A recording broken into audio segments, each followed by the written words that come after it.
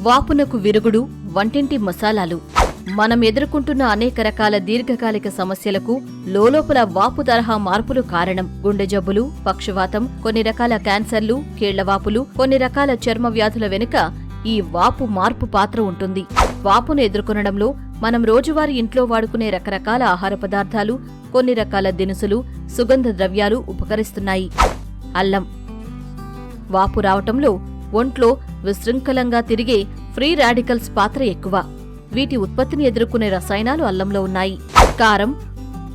వాపుల కారణంగా తలెత్తే నొప్పుల నుంచి మిర్చిలోని క్యాప్సియాసిన్ అనే ప్రత్యేక రసాయనం ఉపశమనం కలిగిస్తుంది. దాల్చిన చెక్క. వాపు ప్రక్రియ తలెత్తితే ఎన్ఎఫ్ కప్పాబి అనే ప్రోటీన్ విడుదలై నష్టం చేస్తుంది. దీన్ని అడ్డుకోవటంలో దాల్చిన చెక్క ఉపయోగపడుతుంది. లవంగాలు.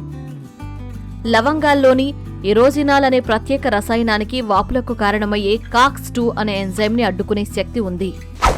వెల్లుల్లి. ఆర్థరైటిస్ కారణంగా తలెత్తే నొప్పులు, వాపుల నివారణగా వెల్లుల్లి ఉపకరిస్తుంది.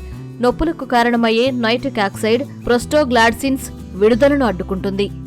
నల్ల మిరియాలు. మిరియాల్లోని పెపరైన్ నొప్పులని, వాపులని అదుపులో ఉంచుతుంది.